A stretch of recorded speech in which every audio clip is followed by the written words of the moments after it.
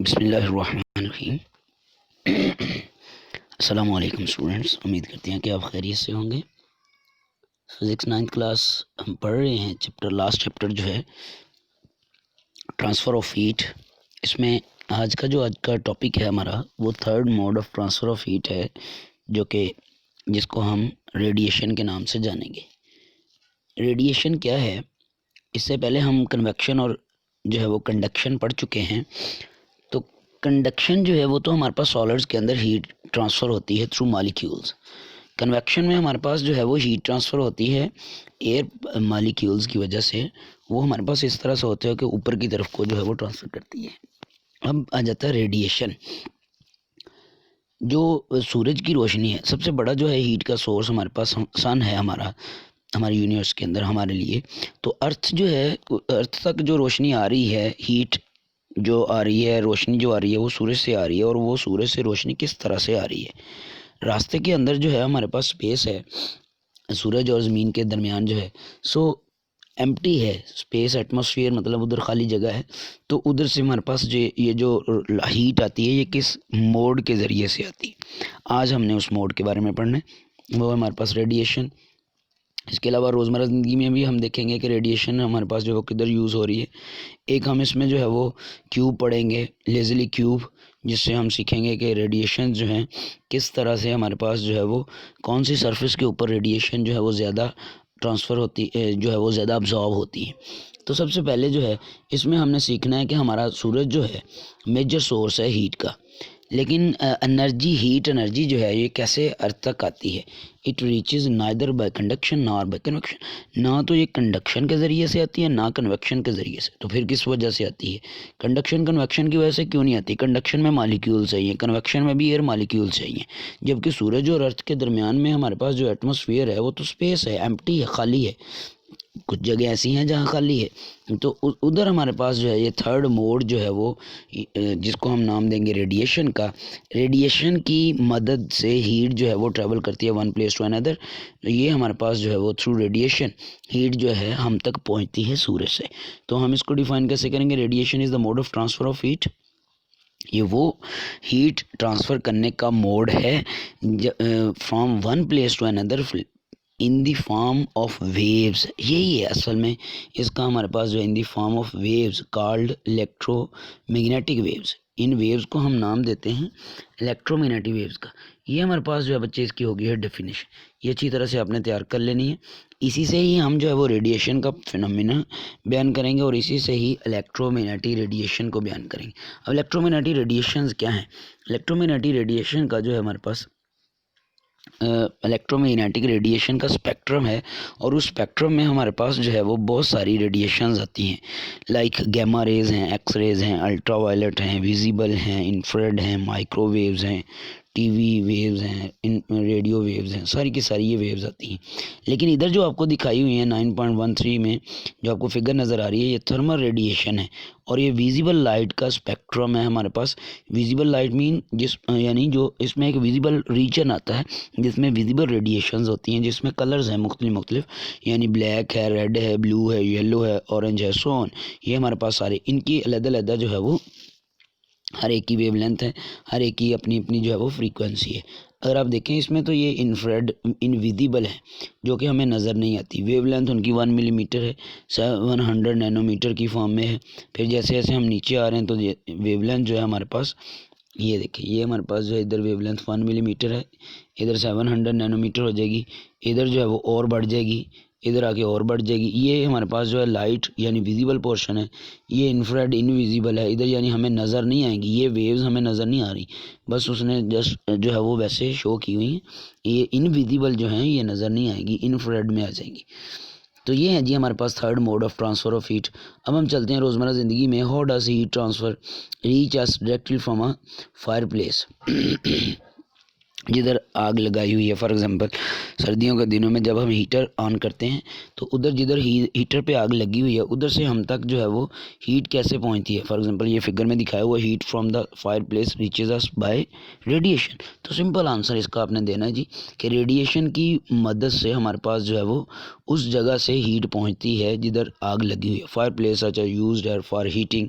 How does not reach us heat does not reach us by conduction through air from a fireplace because air is poor conductor of heat. Heat does not reach us by convection. ना तो ये conduction के through आती है ना convection के through आती है because air getting heat from the air fire place does not move in all direction. ये जो दो बातें की हैं इसमें हमारे पास जो है वो फर्स्ट वन ये है कंडक्शन। कंडक्शन में है मालिक्यूल्स, प्योर मालिक्यूल्स की मदद से जो है वो फ्लो करती है, हीट जो है वो ट्रांसफ़र होती है, तो वो तो हमारे पास नहीं आएगी। लेकिन जब हम बात करेंगे इसकी इसकी अपने इसको अच्छी तरह समझना। अभी ये देखें, जब हम बात करते हैं कन्वेक्शन की तो कन्वेक्शन में क्या होता था, हमने पढ़ा था कि जिधर आग फॉर एग्जांपल जो है वो इधर हमने आग लगाई हुई है तो इधर से जो है वो हीट ऊपर की तरफ को ट्रांसफ़र होगी, ऊपर की तरफ को हीट जा रही है। लेकिन अगर हम इधर बैठे हुए हैं, फॉर एग्जांपल हम कहते हैं जी ये हम बैठे हुए हैं इधर, तो इधर हीट कैसे आएगी, इधर जो हीट आएगी ये हमारे पास रेडिएशन के थ्रू आएगी। ये है हमारे पास थर्ड मोड ऑफ ट्रांसफ़र। ये हमें असल में बता रहा है कि जो हीट हम तक पहुंच रही है जिधर आग लगी हुई है उधर से वो रेडिएशन के थ्रू आती है। यही बात इधर समझाई हुई है। Heat from the fire place reaches us directly by different process in the form of waves called radiation. इसको हम नाम देते हैं रेडिएशन का। ये जो है इधर से इधर तक समझ लो, ये भी डेफिनेशन है। फिर इसमें कहता है जी अ शीट ऑफ पेपर और cardboard kept in the path of a radiation stop the waves to reach us.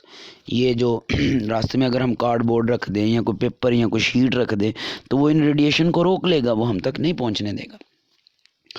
Radiation जो है वो तमाम बॉडीज से निकलती हैं। Rate at which radiation are emitted depends upon various factors. ये डिपेंड करता है जी मुख्तलिफ फैक्टर्स पे, जिनमें हमारे पास है जी colour and texture of the surface. Surface का कलर कैसा है, अब इसी से हमने असल में डिफ़ाइन करना है कि किस कलर की बॉडी जो है वो ज़्यादा रेडिएशन अमिट करेगी, ज़्यादा रेडिएशन अब्जॉर्व करेगी, रिफ्लेक्ट करेगी, सो ऑन। ये सारी चीज़ें हमने पढ़नी। आगे है सरफेस टेम्परेचर। सरफेस टेम्परेचर ज़्यादा होगा, जितना ज़्यादा टेम्परेचर होता जाएगा किसी बॉडी का तो उधर से हीट जो है वो हमारे पास रेडिएशन जो है वो निकलती जाएगी हीट की फॉर्म में, या वो समझ लें कि रेडिएशन जो है अमिट करेंगी। थर्ड वन है जी सरफेस एरिया। सरफेस एरिया क्या है, सरफेस एरिया हमारे पास जो है जितनी ज़्यादा बॉडी बड़ी होगी, एरिया ज़्यादा होगा बॉडी का, तो उतना ही ज़्यादा उधर से जो है वो रेडिएशन एमिट होंगी। फॉर एग्जांपल आगे चलते हैं, एग्जांपल करते हैं और इसी से हम सीखेंगे हम जो है वो लेज़ली क्यूब के बारे में। कहता है एक चाय का कप है, हमने कमरे के अंदर रखा तो वो थोड़ी देर बाद जो है वो ठंडा हो जाएगा। ये क्यों ठंडा होता है। फिर एक और बात, why does a glass of chilled water become hot after some time. अगर ठंडा पानी का ग्लास गर्मियों के अंदर फॉर एग्जांपल जैसे हम रखते हैं तो वो थोड़ी देर बाद गर्म हो जाएगा, ठंडा नहीं रहेगा। ये होता क्या है असल में ऑल द ऑब्जेक्ट्स कहते हैं जी lying inside a room including walls, roof, floor and room of radiating heat. कमरे के अंदर छत है, उसकी जो है वो दीवारें हैं, फर्श है, तमाम का तमाम जो है वो रेडिएट कर रहा है, हीट जो है वो निकाल रहा है समझ। लेकिन ताहम they are also absorbing heat at the same time. जहाँ पे वो रेडिएशन मिट कर रहे हैं वहीं पे वो जो है वो रेडिएशन अब्जॉर्ब भी कर रहे हैं। अब ये बात जो है वो समझ नहीं है आपने कि किस तरह से। फॉर एग्जांपल अगर हम कहेंगे गर्मियों के अंदर तो गर्मियों के अंदर वो रेडिएशन अमिट कर रहे होंगे, अगर हम बोलेंगे सर्दियों के अंदर तो सर्दियों के अंदर वो रेडिएशन को अब्जॉर्ब कर रहे होंगे। अब बात ये हमने समझनी है कि जब हीट का वो अब्जॉर्ब कब करेंगे और अमिट कब करेंगे। They are also absorbing heat. अच्छा, when temperature of an object is higher than its surrounding, यही असल बात कहता है। इधर से सीखना, इधर से, जब बॉडी का टेम्परेचर जो है ज़्यादा होगा उसके सराउंडिंग से, जैसा कि चाय का कप है वो हमने कमरे में ला के रख दिया, अब कमरे का टेम्परेचर थोड़ा है लेकिन चाय का कप का टेम्परेचर ज़्यादा है, तो then it radiating more heat than it is absorbing. वो हीट अब्जॉर्ब नहीं करेगा, तब ज़्यादा जो है वो मिट करेगा। जब टेम्परेचर किसी बॉडी का ज़्यादा है सराउंडिंग मतलब उसके इर्द गिर्द के टेम्परेचर से, तो वो रेडिएशन मिट करेगा। एज अ रिज़ल्ट क्या होगा, उसका टेम्परेचर जो है वो कम होता जाएगा, कम होता जाएगा, इतना कम होता जाएगा कि वो इक्वल हो जाएगा सराउंडिंग के टेम्परेचर के। As at this stage body is giving out amount of heat equal to the amount of heat it is absorbing. अब वो इस स्टेज पे पहुंच गई है कि जितनी बॉडी जो है वो हीट अब्जॉर्ब कर रही है उतनी ही अमाउंट ऑफ हीट जो है वो बॉडी रिलीज़ भी कर रही है। तो ये है जी हमारे पास बात जिससे हम सीख सकते हैं कि जो है वो एक बॉडी हीट कब ट्रांसफ़र करती है और कब अब्जॉर्ब करती है। अच्छा, अब चलते हैं आगे दूसरे पैरा की तरफ, जिसमें वो बता रहा है हमें कि जब हमारे पास when temperature of an object is lower than surrounding, जब टेम्परेचर कम होगा, फॉर एग्जांपल ठंडा पानी का जैसे गिलास है, तब उसने radiate then it is radiating less heat than it is absorbing, फिर उसने ज़्यादा हीट जो है वो अब्जॉर्ब करनी है और कम जो है वो रेडिएट करनी है। सो उसका टेम्परेचर जो है वो इंक्रीज़ होता जाएगा यहाँ तक के सराउंडिंग के इक्वल हो जाएगा। सो जब सराउंडिंग के इक्वल हो जाएगा तब हमारे पास जो है वो इक्वल हो जाएगा रेट ऑफ ऑब्जॉर्बिंग भी और रेट ऑफ रेडिएटिंग भी हीट का। आगे चलते हैं जी, rate at which various surface emit heat depends upon nature of surface. Various surface can compared using Leslie cube. ये है जी हमारे पास जिससे हमने समझना सीखना है कि लेज़ली क्यूब क्या है। फॉर एग्जांपल लेज़ली क्यूब सबसे पहले समझ लें, ये एक मेटल का बॉक्स है जिसकी जो है हमारे पास फेसेस हैं, मुख्तलिफ इसके फेसेस हैं जो कि मुख्तलिफ नेचर रखते हैं।